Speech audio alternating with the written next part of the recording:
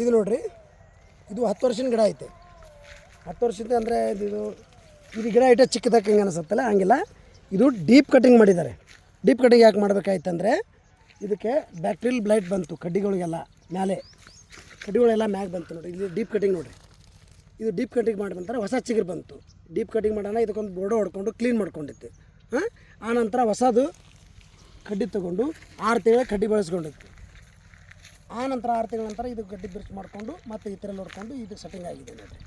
ಈ ಥರ deep cutting ಮಾಡಿಕೊಂಡು ಮತ್ತೆ ಬೆಳೆ ಬರ್ಬೋದು. ಇದು 10 ವರ್ಷದ ಗಿಡ ಐತೆ, ಕೆಳಗೆ ಬಿಡ ನೋಡಿರಿ, ದಪ್ಪ ಐತೆ. ಹೌದು, 10 ವರ್ಷದ ಗಿಡ ಐತೆ. ಎಲ್ಲ ಈ ಥರ ಮಾಡ್ಯಾರ. ಎಲ್ಲ ಇದು ಇಡೀ ತೋಟ ಎಲ್ಲ ಹಿಂಗೆ ಮಾಡಿದ್ದೆ. ಯಾಕಂದರೆ ಬ್ಯಾಕ್ಟೀರಿಯಲ್ ಬ್ಲೈಟ್ದಿಂದ ಪೂರ್ತಿ ಹಾಳಾಗಿತ್ತು ತೋಟ. ಈಗ ಸೆಟ್ಟಿಂಗ್ ಆಗಿದೆ ನೋಡಿ. ಸಾಧಾರಣ 100 ಕಾಯಿ ಇದ್ದಾವೆ ಎಲ್ಲ ಕಡೆ. ಆಯ್ತು, ಈಗ ಎಲ್ಲಿ ಒಂದು ರೋಗಕ್ಕೆ ಎಲ್ಲ ಬೋರ್ಡ್ ಕಟಿಂಗ್ ನೋಡಿದ್ರು. ಎಲ್ಲ ನೋಡಿದ್ವಿ.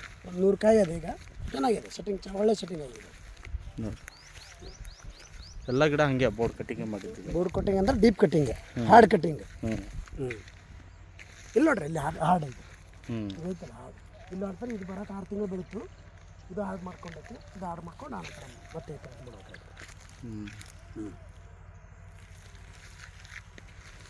ಎಲ್ಲಕ್ಕೂ ಹಂಗೆ ಸೆಟ್ಟಿಂಗ್ ಆಗುತ್ತೆ. ಹೌದು.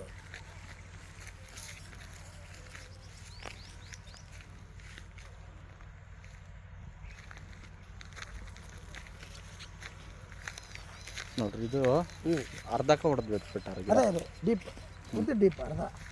ನೋಡ್ರಿ, ಇಲ್ಲಿ ಕಟ್ ಮಾಡೈತೆ. ಹೌದು, ಇದು ನೋಡ್ರಿ. ಹೌದು. ಇದಕ್ಕೆ ಪೂರ ಇಲ್ಲಿ ಕಟ್ ಮಾಡಿ ಈ ನಂತರ ಇದು 6 ತಿಂಗಳು ಇದು ಬೆಳೆಸ್ಕೊಂಡು ಮಾಡೋದು. ನೋಡ್ರಿ ಎಂಥ ಪರಿ ಸೆಟ್ಟಿಂಗ್ ಐತೆ. ಒಳ್ಳೆ ಸೆಟ್ಟಿಂಗ್, ಮತ್ತು ರೋಗ ಇಲ್ಲ, ಏನಿಲ್ಲ.